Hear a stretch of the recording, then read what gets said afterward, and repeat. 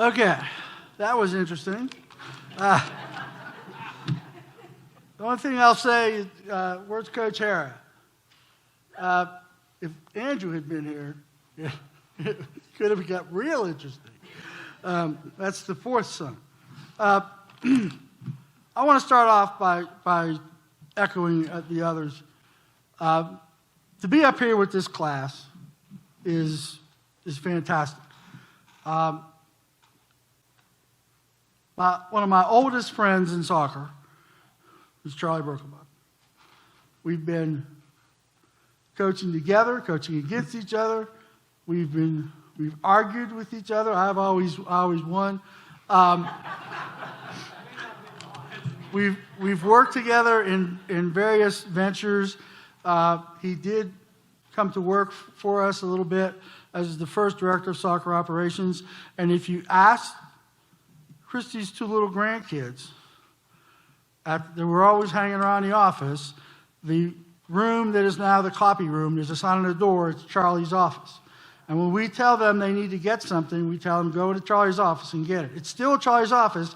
How many years has it been? 15 years? You know, I mean, it's still Charlie's office. And Charlie mentioned us going around doing stuff, and we would work tournaments, and you know, we would do whatever. And Larry Monaco was vice president of Virginia Soccer Association, and they were hosting the regionals at Hampton Roads.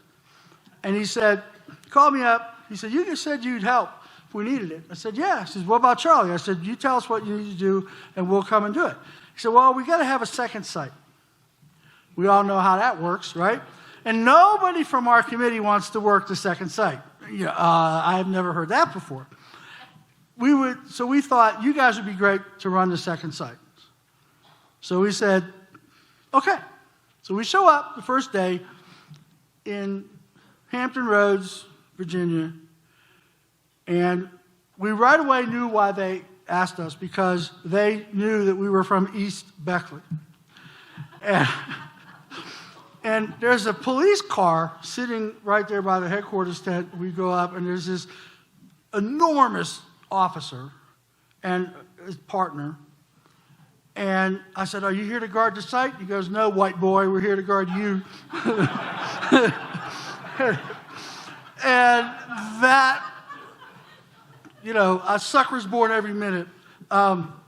So that was, yeah, I mean, you know. We did. We went back a second year. Ron Regilio is another one that has always been there, and whatever you ask Ron to do, he'd do it. There's no in Ron Regilio. And whether it was refereeing, assigning referees, I call him up when he was district commissioner with a problem, and he would go and take care of it. It was Ron. Is another one that it's about time that you're inducted. Now there's Mark. Mark and I have wanted to strangle each other. We've wanted to hug each other. We've been through, as Mark said, patience and all the things. But Mark has been there, and you can never say anything about his passion and his heart for the game of soccer. He will do anything that's needed. Showed it by he and Sean opening a indoor soccer facility in West Virginia when nobody ever knew what was going on. They did it. They did it. Why? Did they think they were going to be millionaires? They did it for the game and for the kids. And that's Mark. And now his boys are gone, just like a lot of us. Our kids have grown up and moved on. He's still there. He's coaching in different roles. He's working with Western Football Club, and he's working with ODP. He's taken on a major leadership role with ODP. So, Mark, hats off to you. Billy, other than Hank, I don't know of anyone on the national scene that has meant more to me and to West Virginia than you have. It's a privilege to have known you since 1991, you tell me. And what your contribution to the game at all levels cannot be surpassed. Thank you very much.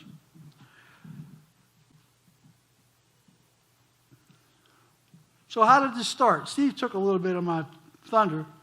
Came home one day from Piney Oaks with a piece of paper. It wasn't a form. It was a piece of paper this big.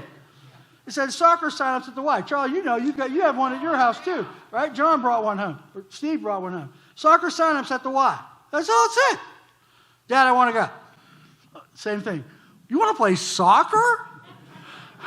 What the heck's the matter with you? This is a basketball town. You going to play soccer? He did want to play soccer. And so we went out. And somewhere in the audience is Dr. Trevor Gray and his wife Pauline, and they were the first coaches that coached. Steve and Chris and those guys, actually, they were the first ones. And then Dave Harris and I came along and started coaching them after that. I can't name all the people because, number one, I have to name everybody in the room just about.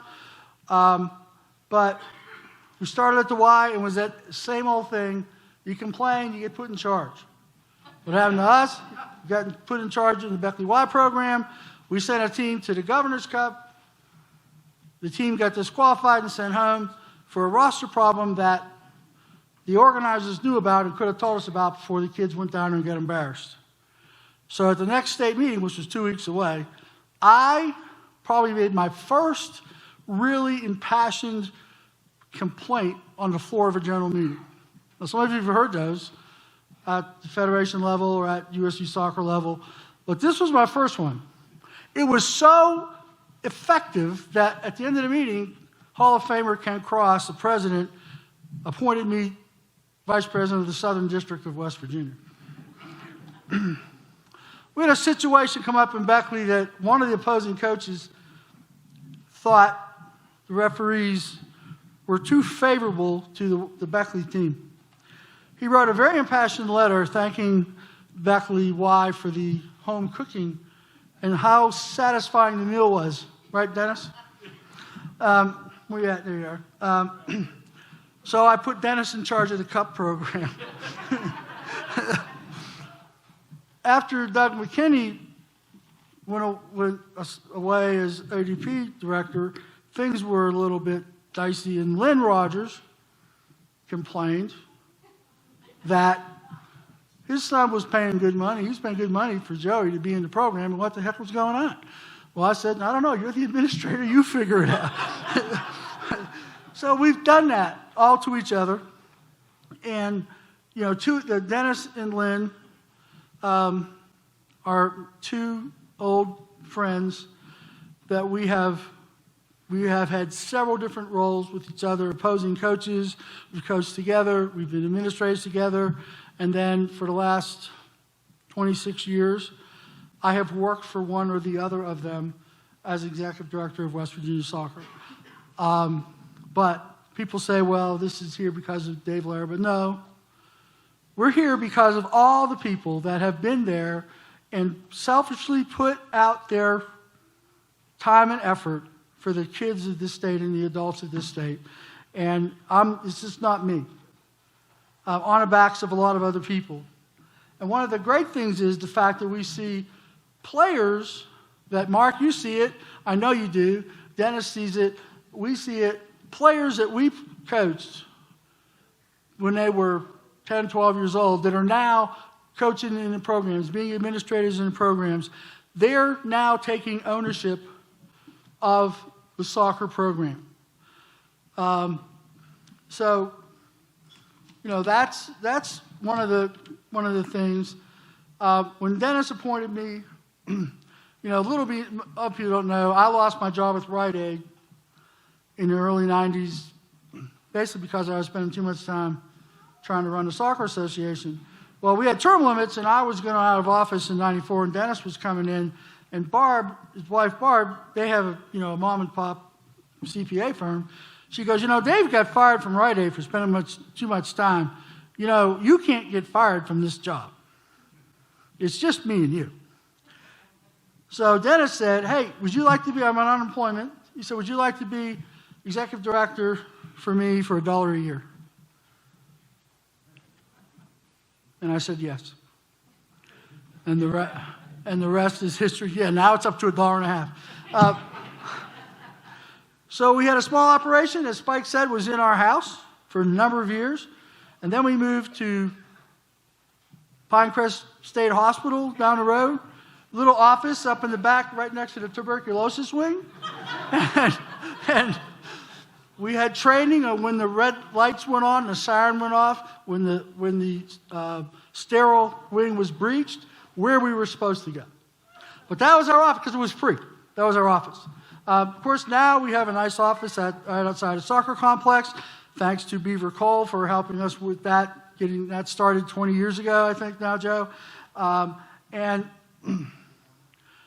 the staff that started with Linda Barnett and I for all those years, now we have people, and most of them are part-time, most of them are severely underpaid. I did say that, you heard me, you're severely underpaid. But Christy keeps me straight. People say I run the state now.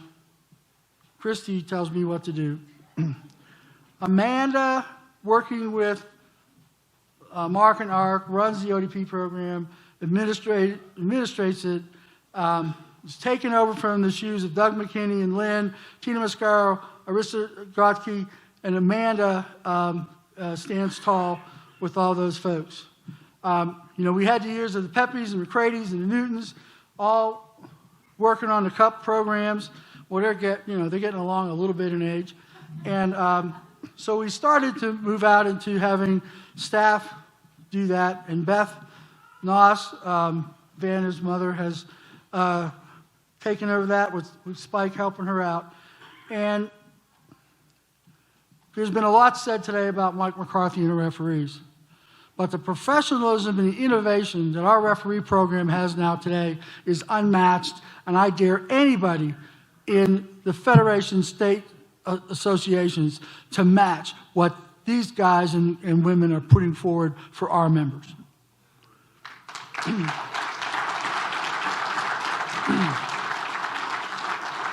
And then there's Bobby. Here we go. We'll have to take this out to the bar because Bobby's just Bobby, and there's all kinds of stories. He'll tell you about the time where he had a player at his camp at AB, 14-year-old player, drive the college van from the fields up to the dorms and charging the players $1 a person. Was it $1? It was $1, wasn't it, Steve? Yeah, okay.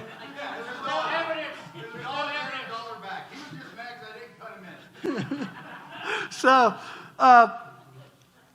at U.S. Soccer, I've worked with a lot of people, and I have worked on the appeals committee since '98. For the last 15 years, I have had friendship as a mentor, as an advisor.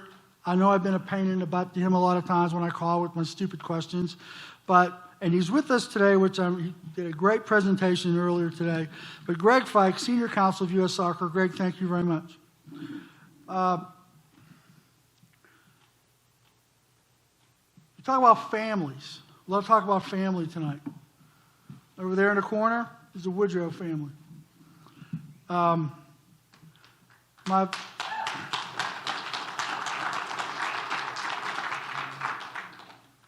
Started out from Urinot, who came here at a passion for soccer, came back after being an exchange student, married a local girl and settled and had a family here, and was the first coach at Woodrow Wilson High School. At that time, it was boys and girls.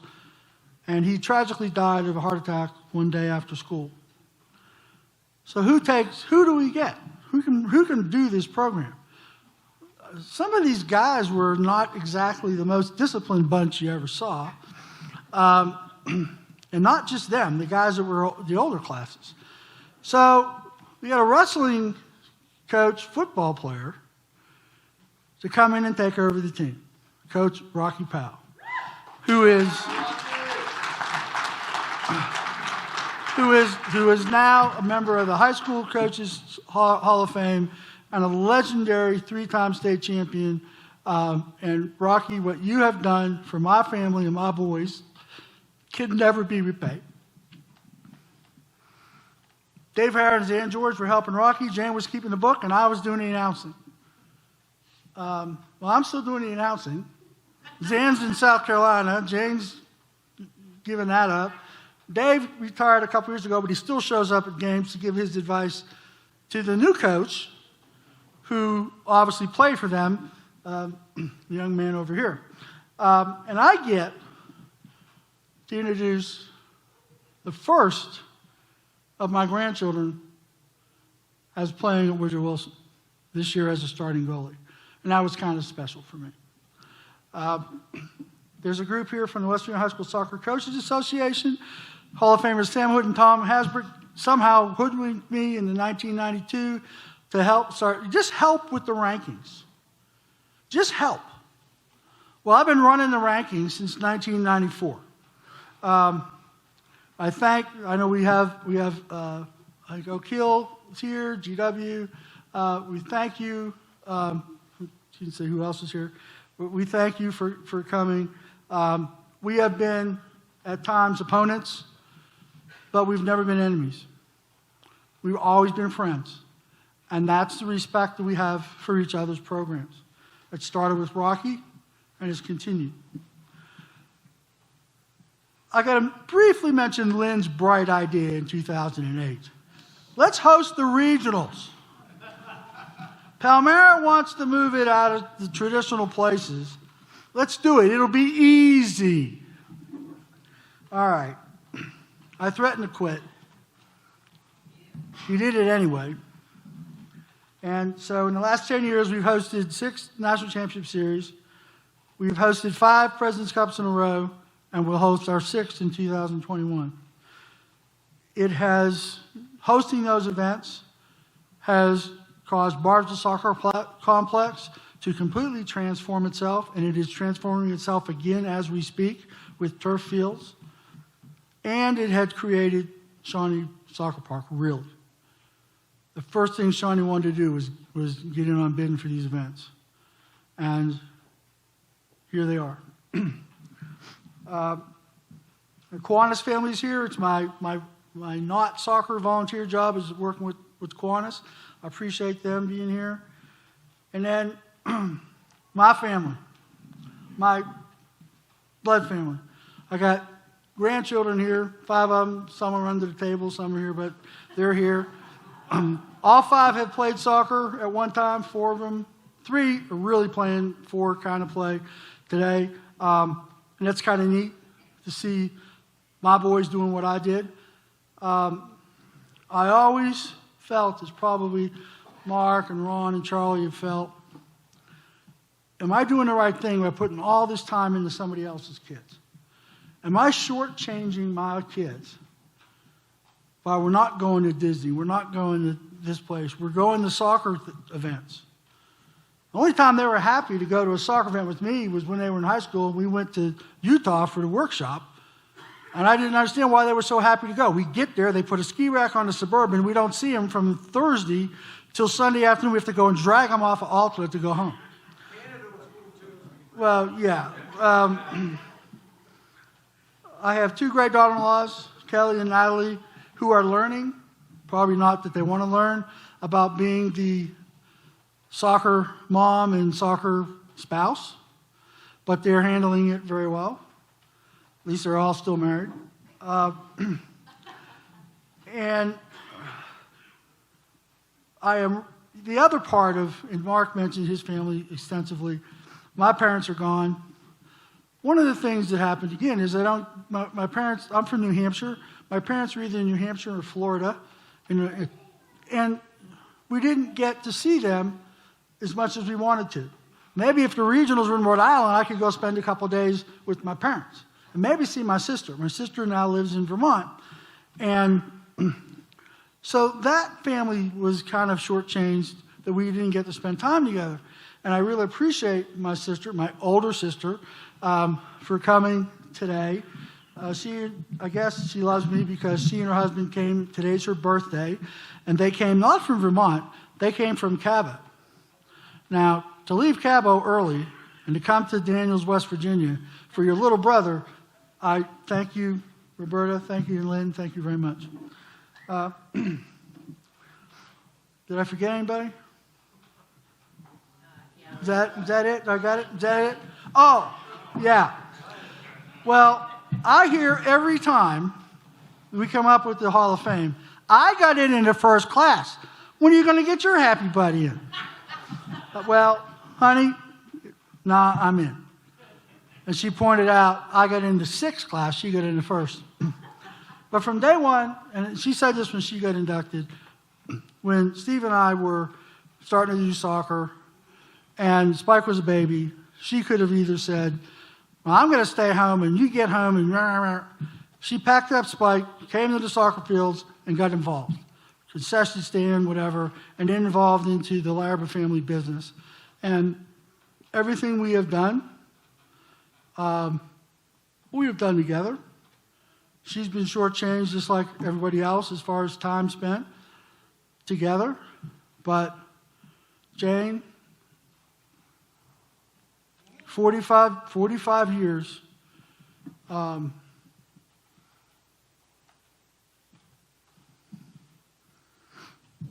got this far. You have been a life partner that I know I don't deserve, but I'm glad I have. And her birthday was yesterday. So, again, this comes from, the closing is from Hank Steinbrecher. Taught me this 25 years ago. Northernmost of the southern states, southernmost of the northern states, easternmost of the western states, westernmost of the eastern states, born of the Civil War, west by God, Virginia.